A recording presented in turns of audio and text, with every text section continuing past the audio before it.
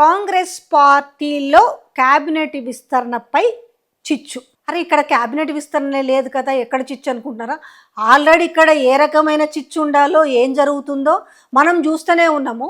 కర్ణాటక గురించి మాట్లాడుకుంటే క్యాబినెట్ విస్తరణపై, ఎందుకంటే పదవులు రాని వాళ్ళు, లిస్ట్లో మా పేరు లేదు అనుకున్న వాళ్ళందరూ కూడా ఆల్మోస్ట్ ఒక రాజీనామా చేసిరు. అదే బాటలో ఇంకో 10 మంది ఉన్నారు.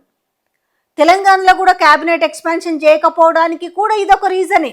ఉన్నవి ఒక రెండు కాకపోతే ఇంకొక 3 వీళ్ళు క్రియేట్ చేసి ఇచ్చినా కూడా ఇందులో ఆల్రెడీ ఏ రకమైన పోటీ అంటే ఆల్మోస్ట్ ఒక 20 మంది, ఇంతకుముందు ఒక 12 మంది ఉన్నారు దానికి, ఆ 2 బెర్తుల కోసము.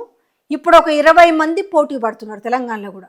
సేమ్ ఇప్పుడు కర్ణాటకలో ఏ రకమైన చిట్స్ అయితే మొదలైందో ఇక్కడ క్యాబినెట్ ఎక్స్పాన్షన్ కనుక చేసిర్రే అనుకో, రేపు మళ్ళీ వార్తలు వస్తాయి కదా, లేదు రేపు వినాయక చవితికో లేదంటే దసరాకో ఖచ్చితంగా మళ్ళీ క్యాబినెట్ ఎక్స్పాన్షన్ ఉంటుంది, దాంట్లో వీళ్ళకు స్థానం లభించబోతుంది, వీళ్ళకు రేపు ప్లేస్ రాబోతుంది అనేది మనం చూడబోతున్నాం.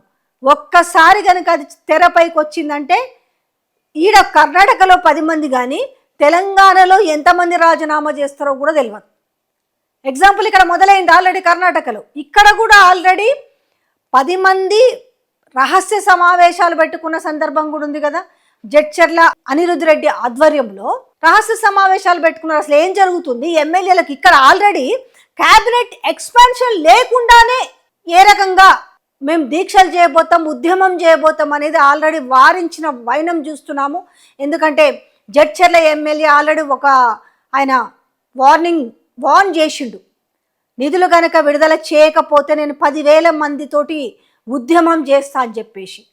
ఆడనన్న క్యాబినెట్ బెర్త్ కోసం రాజీనామాలు చేస్తారు, ఇక్కడ ఆల్రెడీ నిధుల కోసము కూడా రాజీనామా చేసే పరిస్థితి కనిపిస్తుంది. ఎట్లుంటుంది కాంగ్రెస్ ముచ్చట అనేది? అంటే ప్రజల ముచ్చట్లు పక్కన పెడితే ప్రజలకు చేయాల్సిన పనులు గాలికి వదిలేసి సో ఎట్లా వీళ్ళు లోపట కొట్టుకుంటారు అనేది మనకు స్పష్టంగా బయటపడే వారము మనం కర్ణాటకలో చూస్తున్నాము. తెలంగాణలో అయితే ఇంకా పదవులు పక్కన పెడితే ఆల్రెడీ నిధుల కోసము కూడా రాజీనామా చేసే పరిస్థితి కనబడుతుంది.